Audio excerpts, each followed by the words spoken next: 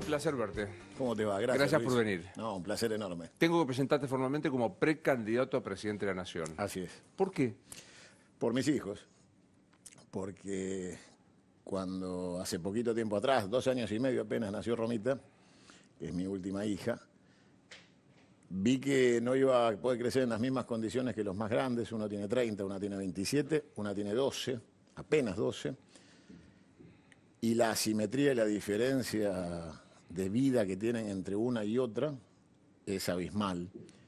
Y me dio miedo pensar que se podía dejar en manos de los mismos el futuro de mi hija de 12 años y medio sin hacer nada para cambiarlo. Y esa necesidad de decir, de hacer y de comunicar que mi hija y tus hijos y los hijos de todos tienen que vivir en una Argentina distinta y mejor, me obligó al desafío de hablar, de decir, que es lo que estamos haciendo hoy acá. Y el lugar correcto era desde ahí, desde la candidatura presidencial, porque lo que estamos proponiendo es un cambio de sistema, un cambio sistémico, que le corresponde a una propuesta presidencial, no le corresponde a una propuesta de concejal, de intendente o de gobernador.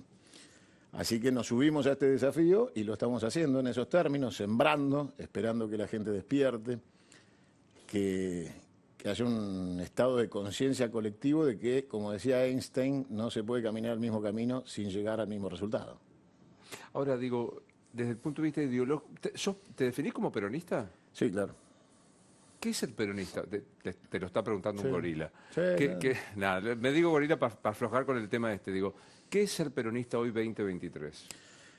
Mirá, Perón no descansa en paz porque ninguno de los que lo hemos sucedido hemos cumplido con la tarea inconclusa de la justicia social, de la independencia económica y de la soberanía política. Con lo cual, ser peronista es la reivindicación de un proyecto nacional inconcluso, es un edificio sin terminar, que no necesita un consorcio de administración, sino un arquitecto que lo termine. Pero después de esa concepción de lo que es el peronismo para mí, aparecieron un montones, cantidades de vendedores de ese edificio que vinieron a venderte los pisos inconclusos, el título de propiedad, algo que no está terminado, estafadores del peronismo, que han logrado que los jóvenes hoy desconozcan por completo qué ha sido la obra del teniente general Juan Domingo Perón, porque hasta sus contradicciones no son conocidas. La realidad es que los chicos aman, odian o ignoran a Perón sin haberlo conocido, porque hoy no se estudia la política, no se conoce el pasado.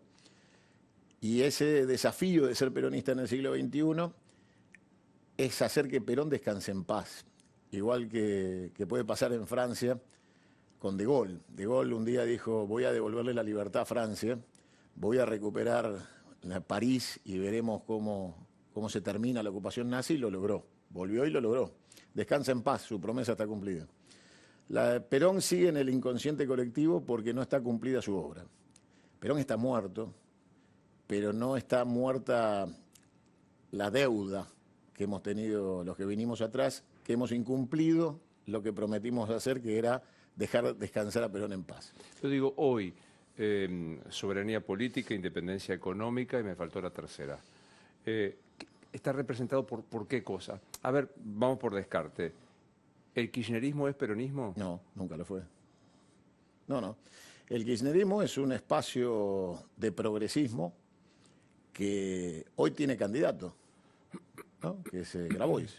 Grabois expresa el kirchnerismo cristinista en su máxima expresión y son eso. Y sacarán lo que saquen y son nada más que eso. La Cámpora es un espacio gerencial. Son chicos que, como no consiguen trabajo en la actividad privada, gerencian bienes públicos. Y mientras mantengan cautivo un sistema electoral, están administrando la gerencia de la pobreza y no tienen posición ideológica alguna. Son absolutamente inconsistentes en materia ideológica. Les da lo mismo el Che Guevara que Mao Zedong, o les da exactamente igual al Sogaray o Gaddafi. No tienen ningún miramiento. Los sectores del progresismo sí se han agrupado atrás de Cristina y han creído que Cristina les ha otorgado derechos. y en función de eso, supuesta ampliación de derechos, han constituido un polo electoral. Yo creo que es minoritario absolutamente, que no es irrepresentativo y que está expresado en Grabois dentro de ese espacio que hoy va a las PASO con Sergio Massa. Pues sí, Grabois expresa al kirchnerismo porque... No, también, al cristinismo. al cristinismo. El kirchnerismo es pragmático, es la cámpora Ah, y no tiene ideología. o sea, porque digo, el kirchnerismo fue privatizador de YPF, estatizador a sus amigos. Pragmatismo. Si yo te regalo YPF y me la pagás con las regalías de YPF, la tomás, sí. Mañana. Mañana. Si yo te digo que yo conocí a Cristina pintada de azul como un pitufo y de repente decía que hoy la vida pasa por el pañuelo verde, ¿me crees? Sí, porque así fue.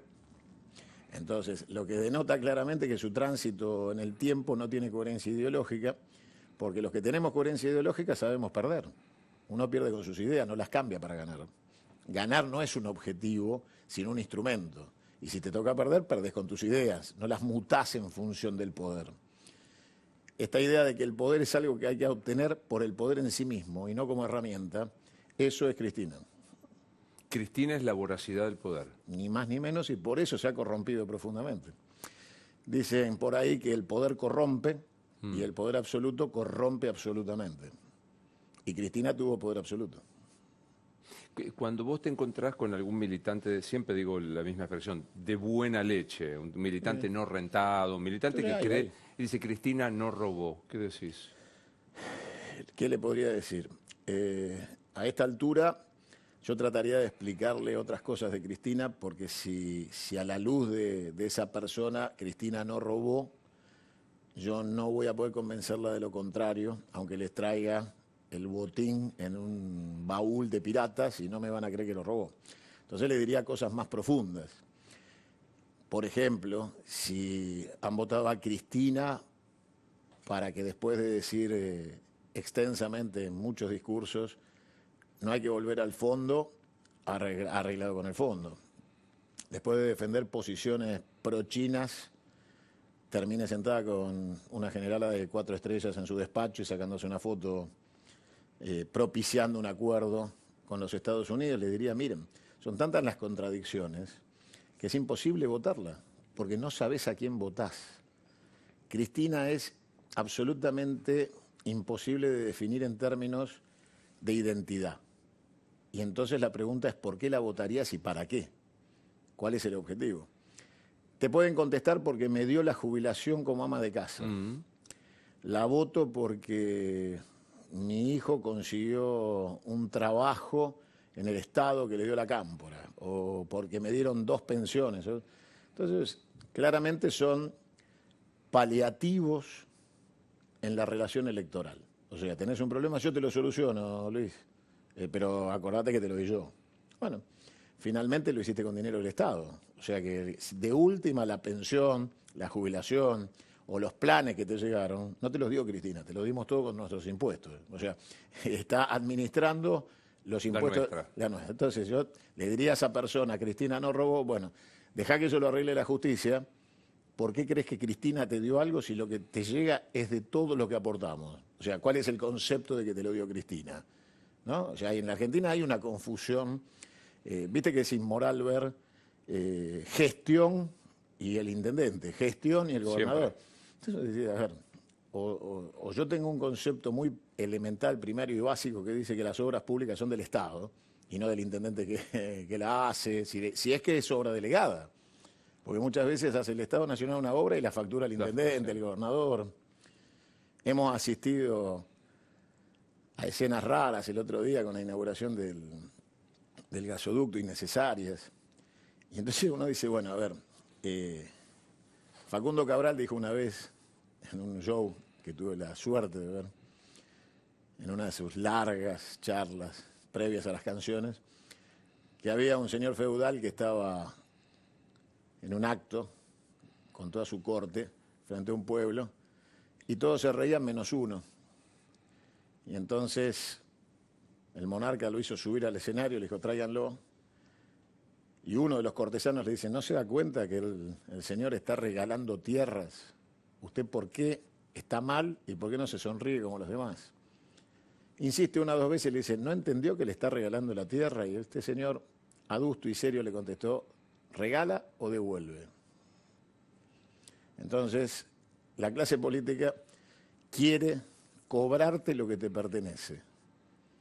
Quieren decirte que te dan lo que es tuyo, por derecho propio, por ser un ciudadano de este país y un habitante de esta patria. Y Cristina lo ha hecho desvergonzadamente, a niveles descarados. Me queda claro entonces por tu definición, te trato de citar y me corregís si me equivoco. Cristina es una ambiciosa voraz del poder sin escrúpulos, la máxima es la gerencia... La cámpora mira qué linda la mía. La, ¿La cámpora es? Los gerenciadores de esa empresa, de esa sociedad anónima administradora de la pobreza. ¿Y Máximo per se quién es? Un pobre muchacho. Pobre muchacho. Es alguien que tiene un vacío profundo de la vida que le tocó vivir y que no quiere mejorar a pesar de que ha tenido las oportunidades, con lo cual primero me da lástima y después me da vergüenza. Si uno pone Santiago Cunio en el Google, te aparece empresario, periodista, padre, etcétera, etcétera, y te pone peronista, nacionalista de derecha. ¿Te queda cómodo eso?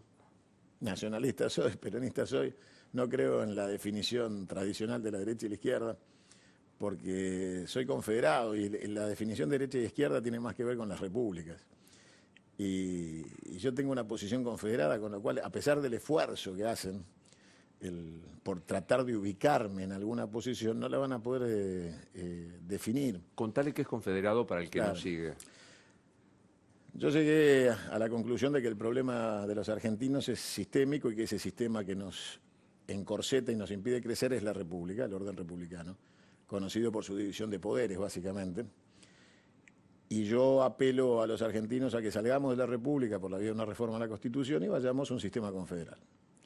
En ese sistema confederal, devolverle a las provincias sus plenas autonomías, con capacidad de cobro de impuestos, devolución de sus derechos de aduana, explotación plena de sus recursos naturales, devolverles el pleno de lo que la gente tal vez asocia más con los Estados Unidos de Norteamérica que con la propia Argentina.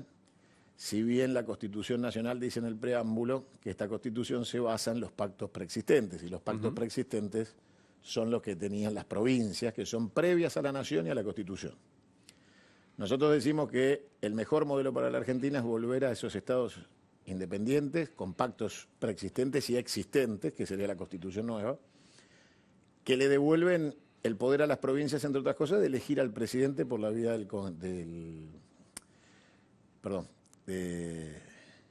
la vía por la vía indirecta del colegio electoral.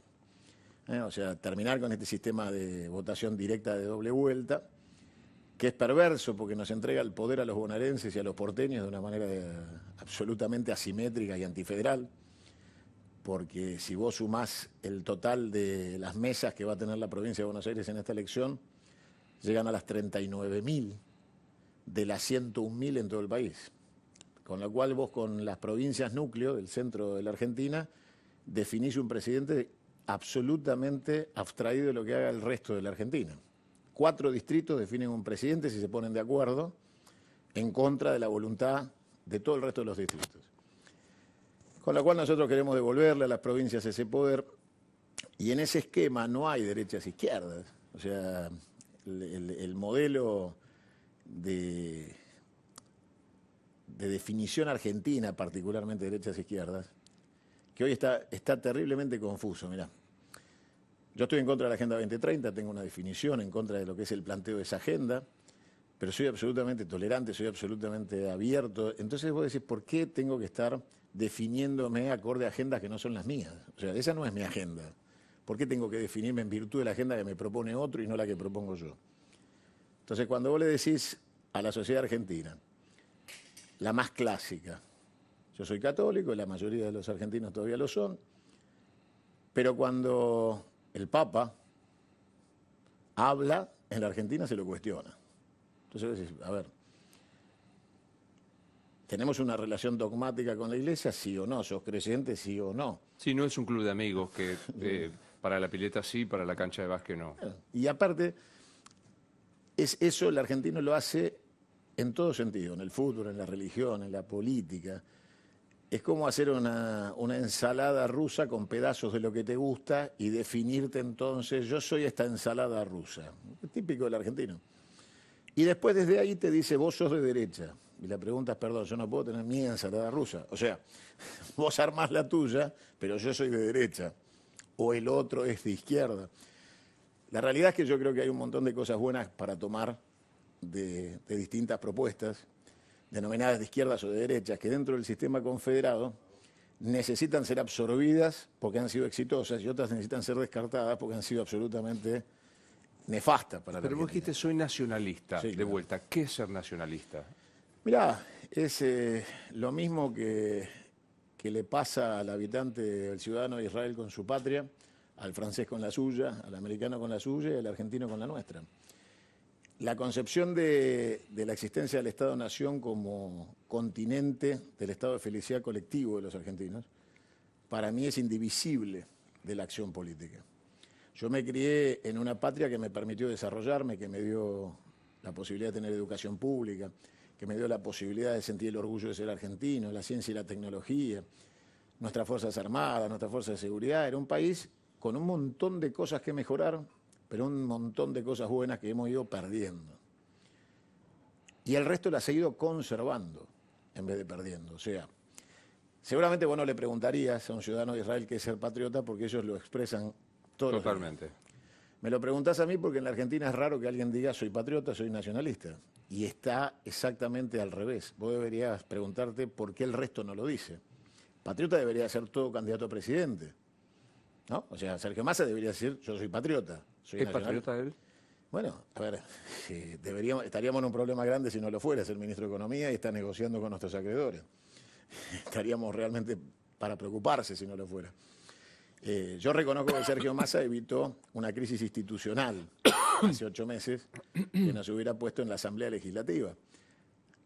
Ahora lo que parece raro es que los candidatos a presidente no se pongan de acuerdo en debatir ideas, sino continuidad de este sistema de emergencia, ¿no? La Argentina es un cuartel de bomberos. Hay que salir a apagar incendios todos los días, no existe un plan prospectivo que te dé tranquilidad, serenidad, que te genere empatía con el futuro y que a vos te permita tener una perspectiva de tu vida. Ir a tu casa y decir, yo sé que los próximos 5 años voy a desarrollar un plan para mi vida, que es el que quiero para ser feliz y lo voy a ejecutar. La Argentina no te da la posibilidad de hacerlo. Esa debería ser la discusión de los candidatos a presidente. Yo propongo la confederación, la devolución de los poderes a las provincias, que las provincias ordenen la economía argentina. En mi modelo, el presidente y el ministro de Economía de la centralidad confederal son nada más que administrador de las voluntades de las provincias, que son las que ejercen la soberanía económica. Entonces, quien se endeuda no es un problema del Estado Nacional, es un problema individual de las provincias. Cómo se van a administrar, desarrollar sus políticas estratégicas, regionales, todo eso pertenece a las provincias. Entonces no habría un Sergio Massa, no habría un Kicillof, no habría un Duhovne, porque el Estado Central no determina en la Confederación si uno se endeuda o no se endeuda. Eso Depende de cada provincia. De cada provincia. ¿Javier Milei qué es, Santiago? Mirá, es alguien que yo conocí porque su primera aparición televisiva fue conmigo. En mi programa, era panelista de 1 + 1 = 3. Y la verdad que primero me generó curiosidad, después compartí muchas horas con él. Lo conocí profundamente. Y creo que el personaje se comió por completo a la persona, que ha perdido absolutamente la posibilidad del equilibrio, y que ahora es una situación de vida que está planteada a tal velocidad que si frena, vuelca. Entonces, lo mejor que le puede pasar es ir desacelerando de a poco para encontrar otra vez un punto de equilibrio. Creo que lo han ayudado a su descontrol, que le han generado una situación de incidencia indirecta a través de los medios, de llevarlo a esta velocidad que lo ha puesto en esta situación de incertidumbre personal y peligrosa. Y creo que los que lo han utilizado son sus propios caníbales y se arriesga a enfrentar consecuencias graves porque se dejó ayudar por gente peligrosa que lo ha manipulado. Ahora ya dejó de ser para mí una alternativa ideológica o electoral para ser una persona con muchos problemas que tiene que resolver y que son estrictamente personales, porque cuando llegue el momento de asumir consecuencias, ninguno de los que le palmeó la espalda y le dijo vamos campeón va a estar ahí para ayudarlo. ¿Cómo va a ser recordado el gobierno de Alberto Fernández? Va a ser ignorado. Cuando visitas algunos lugares del mundo, Egipto o Venecia, el salón veneciano de reuniones del Consejo de Venecia tiene las imágenes de todos los que condujeron Venecia, menos los que se mandaron a borrar, y están ausentes. Entonces vos vas al palacio y ves la figura de todo y encontrás lugares que están vacíos y que se mandaron directamente a sacar del recuerdo. Y cuando vas a Egipto encontrás cartuchos egipcios vacíos. El cartucho es donde se pone el nombre del faraón. Y algunos están vacíos, se mandaron a borrar. Este gobierno va a ser borrado de la historia. Va a ser borrado. Es tan vergonzoso que no puede seguramente ser parte de la historia argentina. Es un bache gigantesco. No quiso, no pudo, no supo. ¿Qué Siempre pasó? fue lo mismo. O sea, No había ninguna posibilidad de que el resultado fuera otro porque se lo eligió por todas sus precariedades. Cristina no quería una persona virtuosa, quería a Alberto Fernández. Y lo tuvo. Y nos condenó a todos a su presencia. Estábamos frente a alguien que compró un indulto judicial con 3 millones de pesos que dijo no tener por sus fiestas en Olivos, mientras había padres que perdían sus hijos o familiares que no podían despedir a sus seres queridos, y una persona que dijo se acabó la Argentina de los vivos, el que las hace las paga, en tono desafiante hacia todos nosotros, ¿no? Y eso no se borra. Yo creo que hay 2 hechos en la Argentina contemporánea que no se van a borrar nunca más. Los bolsos de López por arriba del muro del convento y Alberto Fernández amenazándote mientras hacía fiestas en Olivos. Yo creo que esas 2 cosas no tienen retorno y que Alberto Fernández no puede nunca más pisar una calle de la Argentina. No está en condiciones de tomar el sol cerca del cordón de una vereda. viste que Francisco Olivera Pancho, él dice que hay un efecto custodia, que los que llegan al poder, como tienen custodia, chofer, secretaria, no viajan en transporte público y demás, los aísla, los aliena y no pueden ver lo que está pasando de verdad. ¿Será eso? Mira, no lo creo. Yo he vivido en contacto con presidentes y he visto sus comportamientos individuales y tiene que ver con lo que es cada uno. Alberto Fernández ya vivía encerrado en el departamento que le prestaba Albistur, porque tenemos un presidente que pretende decirme a mí que soy empresario qué tengo que hacer con mi plata, que quiere determinar qué cantidad y monto debo pagar de impuestos, y jamás pagó un sueldo en su vida, nunca tuvo un kiosco, no sabe lo que es pagar un cheque, no sabe lo que es pedir un crédito y pagarlo. Y ese señor es presidente. Lo hicimos presidente, asumo la responsabilidad. ¿Lo votaste? Sí, porque obviamente con la definición de un clavo saca otro clavo, me quedé con los 2 clavos, ¿no? O sea, trabajé para terminar con el gobierno de Macri y me quedé con el clavo este. Por eso hoy soy precandidato a presidente con nuestras ideas, con nuestras propuestas, en nuestra ley, siendo honestos y diciendo que no queremos ser parte de otras estructuras que nos han defraudado. Y decirle a la gente que cuando vaya a votar nos tenga en cuenta porque un clavo no saca otro clavo. Te quedás con los 2 clavos. ¿Qué es Mauricio Macri, Santiago? Mira, yo cuando Cristina nos dijo, si quieren ganarme, ármense un partido, en aquel momento yo hablé con Juan Manuel de la Sota, con el que tenía una amistad de diálogo, y él me dijo, y bueno, habrá que hacer otro partido. Y empezó a surgir la opción de lo que iba a ser el PRO a nivel nacional, y muchos peronistas acompañamos a Mauricio Macri para ganarle a Cristina. Moyano, de la Sota, yo, muchos. Y Macri llegó a inaugurar un monumento a Perón. Con Momo Venegas, me acuerdo perfecto, Claro, exacto. con Momo Venegas, con Ritondo. Y la verdad es que pudo más su su impronta personal que la oportunidad que le dio la historia. Y terminó siendo lo que fue, y terminó haciendo lo que hizo. Y finalmente tuvimos que volver a trabajar bajo el concepto de una unidad que no lo era. Cristina nos invitaba al Patria pidiendo perdón y prometiendo cambios, volveremos mejores. Nos prometía pasos internas, dirimiremos las cosas en democracia. Finalmente todo era parte de una segunda etapa de trampa, todo fue mentira.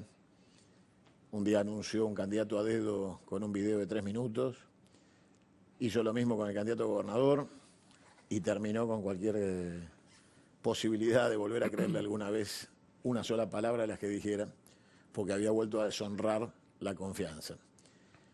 Y Macri es quien pudo terminar con Cristina y decidió dejarla viva para hacer política. Es quien pudo encarar una reforma más profunda de la política y decidió contagiarse los mismos vicios. Y finalmente terminó siendo más de lo mismo, una oferta más del sistema. Y eso es también lo que a mí me llevó a pensar que no importan las personas, el problema es el sistema. El sistema termina con las personas. Este sistema termina con... Para terminar de repasar un poco el arco político, mira un poco a Patricia Bullrich y a Horacio Rodríguez Larreta. ¿Qué visión tenés de ellos? Yo creo que lo que plantea Patricia Bullrich en un esquema de discurso que ella cree que le puede dar un triunfo electoral es grave, juega con fuego. El tema de meter bala, reprimir, disputar en las calles el control de la política como si el Estado fuera un grupo de barras bravas que se tiene que pelear con los piqueteros. La pone en una situación de acorralamiento si le toca realmente ser presidente. Porque si la sociedad le va a pedir que cumpla con esas promesas de bala, lo que vamos a tener es un escenario de conflicto social de alto nivel de conflictividad que no está el Estado en condiciones de resolver ni de conjugar, con lo cual todo va a agravarse mucho. Yo le propongo a la gente que mire el modelo de El Salvador, que mire lo que pasó con Bukele, donde no se disparó una sola bala de plomo, ni siquiera una bala de goma, no se usó un gas lacrimógeno, no se secuestró a nadie, no se torturó a nadie y hay 64.000 mareros detenidos. Entonces yo creo que lo que hay que plantearle a la sociedad es que hay un Estado que en 4 años, que es lo que dura un periodo presidencial en la Argentina, resolvió un conflicto de 35 años de antigüedad que eran las maras, más 11 años de guerra civil que vivió El Salvador. Entonces yo a Patricia Bullrich le diría que en materia de promesas de seguridad o de política de seguridad y de combate al narcotráfico y a lo que es hoy un desborde emocional de la sociedad argentina por necesidad, por hambre, por frustración, no proponga un Estado represor, no proponga un Estado patotero, porque quienes la voten le van a exigir que cumpla y lo que va a pasar si cumple es que vamos a estar en un caracazo, que es Carlos Andrés Pérez en el año 89 en Venezuela, cuando sacó el ejército a la calle, para reprimir una protesta que se ve iniciado por el aumento del transporte y los alimentos. Y terminó con 3.000 venezolanos muertos en las calles, que trajo aparejado el 4F, el cuartel de la montaña y la conducción de Chávez, que terminó siendo presidente. O sea que los sistemas ultraliberales de ajuste, acompañados de represión, traen Chávez. ¿Y Larreta qué es? Larreta es, para mí, la expresión de un modelo que no comparto ninguno de los términos, ni el modelo urbano que ha desarrollado, ni el modelo ético con el que se comporta. Para mí está asociado a lo que sería la definición del tránsfuga, porque él viene del peronismo. Llegó a la función pública como peronista en tiempos de la Rúa, fue incorporado al PAMI como funcionario peronista, tengo los videos de la época, sus declaraciones a la prensa, una extensa nota en 9 Diario, donde él le agradecía de la Rúa haber incorporado peronistas como él a la administración de la Alianza de Cambiemos, de la Alianza de aquel momento. Y después aparece hoy diciendo, entre otras cosas, que el problema de la Argentina son 70 años de peronismo. Entonces, digo, hay un aprovechamiento de la ignorancia colectiva, de la falta de ejercicio de la memoria, que lo beneficia en función de esa transfugada de imagen, pero que finalmente, así como ha traicionado su origen peronista, puede traicionar a sus votantes de hoy. O sea, quien lo hace una vez, lo hace 1000 veces. Te pregunté por varios. ¿Quién sos vos? Yo soy Santiago Cunio, soy el empresario, soy el peronista, soy el nacionalista. Y soy un tipo enamorado de mi patria. Yo soy muy feliz siendo argentino, orgulloso de serlo. Tengo la vida bien vivida. Me ha dado todas las oportunidades mi país. Y soy agradecido. Con lo cual soy una expresión de agradecimiento. Podría estar en mi vida privada disfrutando tranquilamente del anonimato si fuera mi espíritu dedicarme nada más que a vivir el día. Pero no puedo, no quiero y pienso que no debo. Porque la realidad es que no encuentro la referencia de a quién obedecer. Dicen que para mandar primero hay que aprender a obedecer. Y yo he obedecido a aquellos que le he reconocido el mando. Y hoy en la Argentina hay ausencia de mando. No hay a quién obedecer. No hay virtuosos a quienes seguir y en cuáles referenciarse. Sí lo hay en muchas expresiones, tal vez de la vida cotidiana, en el deporte, en la prensa. Bueno, vos sabés mi admiración por Daniel Haddad en los medios de comunicación. Entonces yo te diría, mira, yo en términos comunicacionales tengo a alguien a quien respeto y considero superior a mí, con mayores condiciones y resultados probados. Entonces yo ahí digo, sí, ¿no? Hago la venia, pego los tacos y me encolumno atrás de alguien que sabe más que yo y lo ha hecho mejor que yo. En política hay una ausencia, un silencio que retumba en capacidades, en destrezas, como para decir voy a encolumnarme atrás de. Lo intenté y he llegado a la conclusión que tengo que ser precandidato a presidente y expresar mi propio punto de vista porque hay ausencia dirigencial. Así que soy alguien que cree que la Argentina se merece un destino mejor, que mis hijos, como te dije al inicio, tienen que encontrar la salida, porque si no van a leer un libro que va a ser la autopsia de la Argentina. No hay nadie a rescatar. No encontrás hoy a nadie a rescatar. No es que no los rescate, no los considero superiores a mí. El mando no hace al rango. Vos podés tener rango y no tener mando. Podés ser general de un ejército y que nadie te obedezca. El caso del general Lais, ¿no? O sea, voy a reprimir, bueno, quedó claro que ni siquiera llegaste a horario y no tenías voluntad de tu subordinado de obedecer. El mando es algo que viene de abajo para arriba.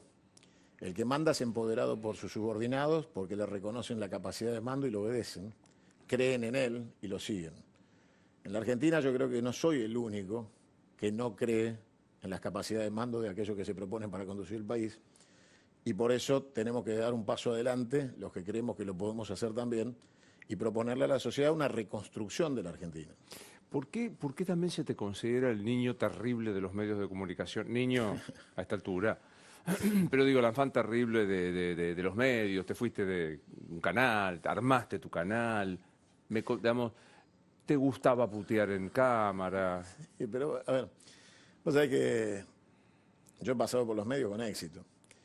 Y tengo mucha suerte porque tengo el reconocimiento de la gente, el cariño de la gente cotidiano. Si el cariño fueran votos, ya soy presidente. Pero la realidad es que la puteada surgió por el agotamiento de la hipocresía. Porque yo conozco a todos, uno por uno. No hay ninguno que no haya tenido trato personal conmigo y de quien yo no conozca su historia personal y su currículum. Con lo cual los niveles de hipocresía me fueron agotando. Y en determinado momento me di cuenta que los dueños de los canales, que no siempre conocen de los medios, son empresarios que vienen de otros sectores, tienen que sostener su negocio, tienen que mantener sus intereses, y que yo perdí ahí espacio, en esencia, de libertad para preguntar. Entonces, cuando vi que no podía preguntar, porque soy una persona excesivamente informada de la vida de cada uno de los que son hoy conducción en la Argentina, y que no podía preguntar en profundidad, sino que tenía que preguntar en la agenda diaria, elegí el camino de dejarlos en evidencia por otras vías. Y descubrí que mi profundo amor por Favaloro, por Fangio, por Borges, por Frondizi, por Perón, por Alfonsín, no me permitía tratarlos igual que a ellos. Porque si yo trato con el mismo respeto a quienes admiro, a aquellos a los cuales, o por los cuales no siento ningún respeto, le estaría fallando a los que admiro. Yo siempre digo que en la Argentina, si uno lo piensa de lo más pragmático, Al Capone debería haber nacido acá. Y terminó muriendo injustamente en Estados Unidos, porque acá por el delito que se lo condenó, lo hubiera solucionado con un blanqueo. Entonces yo creo que Argentina está llena de Al Capones, a los cuales la justicia no condena y el Estado les da blanqueos. ¿Cómo vivís el llamado periodismo militante? C5 de una manera, TN de otra, La Nación más de otra. Supuestamente en la discusión hay un periodismo militante. ¿Cómo vivís eso? Me divierten. Me divierto porque los bajos niveles de rating que hoy tiene la televisión analógica tienen que ver con ese error. El error de la falta de pluralidad. Vos tenés que debatir con todos, tenés que abrir el camino del diálogo, esto que estamos haciendo con vos. Tenés que dejar que otros se expresen y la gente saque sus conclusiones. A ver, cuando hablás siempre para los mismos y tratás de reforzar una y otra vez el concepto personal, no ampliás jamás el espectro de la pesca, pescás en una pecera. Y entonces no estás tratando de cambiar la sociedad, ni estás siendo funcional al servicio público de la información, sos un militante. Y la realidad es que nadie gana con los propios, todos necesitan aliados, frentes, acuerdos en la política y también para comunicar. Y si vos querés comunicar tu idea, tu mejor manera es confrontarla con la mía, porque si estás seguro de la tuya. Obvio. Vos lo que necesitas es escuchar la mía para que la gente contraste y se conforme y acepte que vos tenés razón. Y aparte te interpela a vos mismo. O sea, a ver, mirá este tipo lo que me está diciendo, a ver qué onda. A ver, la razón de la sin razón termina en el odio, porque se transforma en frustración. Yo cuando veo C5 me divierto muchísimo, pero muchísimo. Porque los escuchás hablar como si fueran Camilo Cienfuegos, recién bajado de Sierra Maestra. De Sierra Maestra, y vos decís, pero muchachos, yo los conozco a todos ustedes. A todos, uno por uno. ¿De qué están hablando? ¿En serio? A ver, uno tiene que querer para los demás las mismas oportunidades de vida que tiene uno, ¿no? O sea, yo creo en el peronismo el ascenso social de clases, en donde todos ascienden, donde todos trabajan.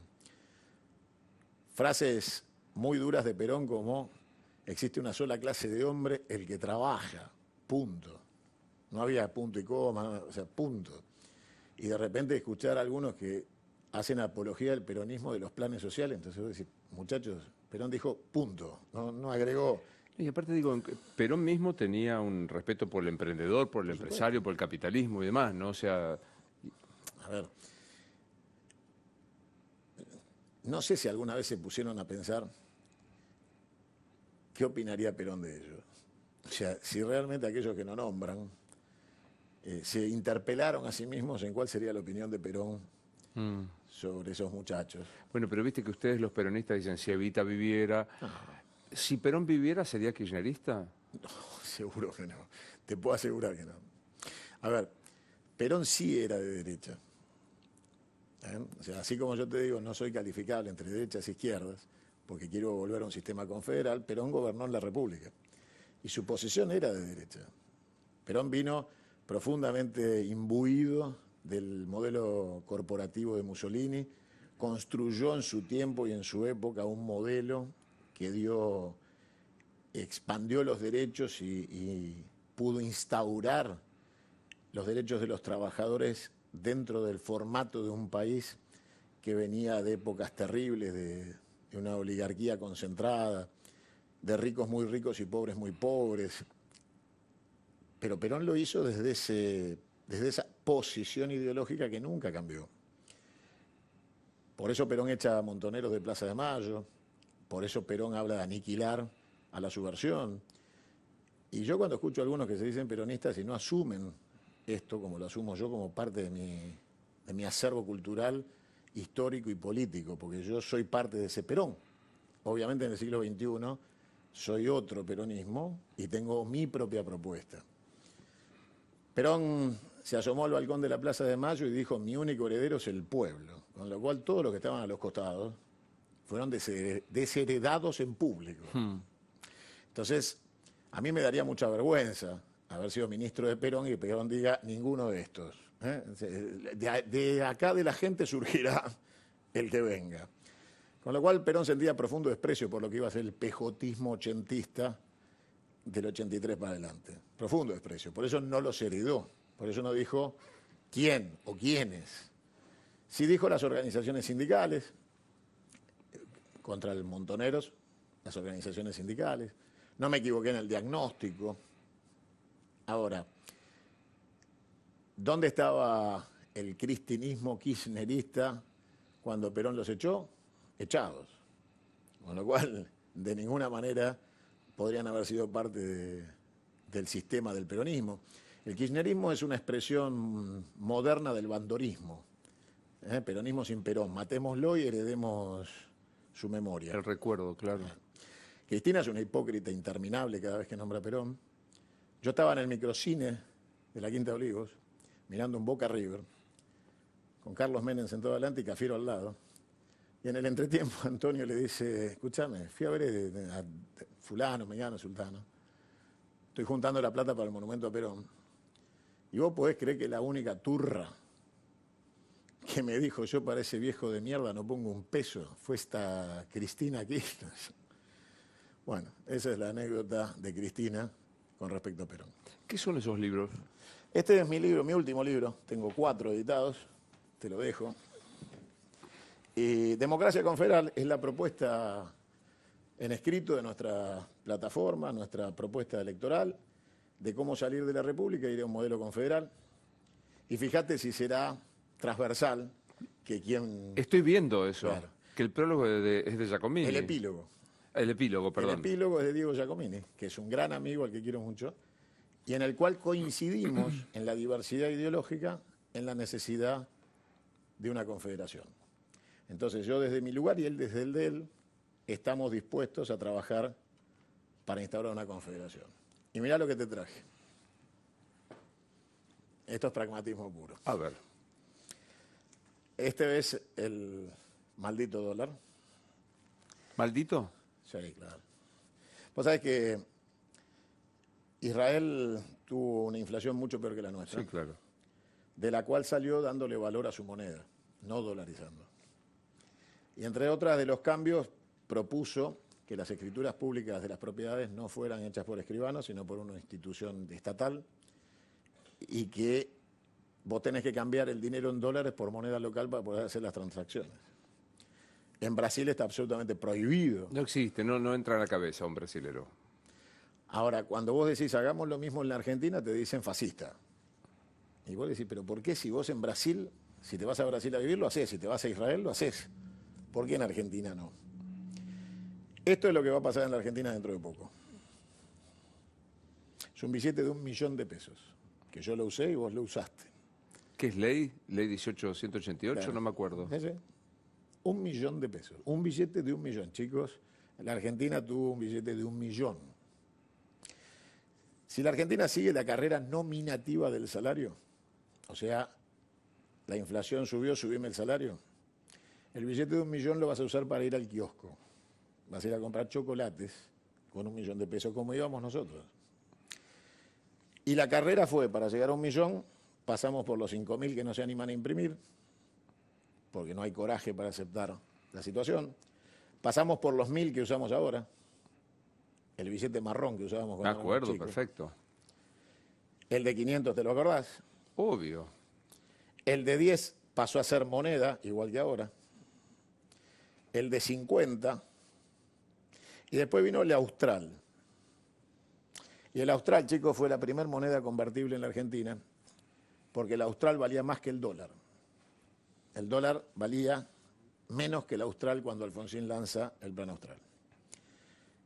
Y Cavallo copia el plan austral y lo único que hace es vender las empresas públicas para darle sustento financiero al tipo de cambio, cosa que Alfonsín no hizo y por eso se agota la paridad del austral, porque no tenía con qué sustentarlo. Y Alfonsín no se animó a tanto como se animaría Cavallo y Menem a liquidar las empresas públicas. Esta breve lección de política monetaria nos deja en una circunstancia que deriva en el libro. El Estado central ha vivido de la deuda y no del ahorro, ni del trabajo, ni del esfuerzo. Los gobiernos de la democracia se han endeudado sistemáticamente para poder cumplir sus proyectos políticos, no sus planes para el Estado de los argentinos. Desde Alfonsín para acá, todos han contraído deuda, uno atrás del otro. El único que desendeudó parcialmente fue Kirchner, tomando deuda de Chávez.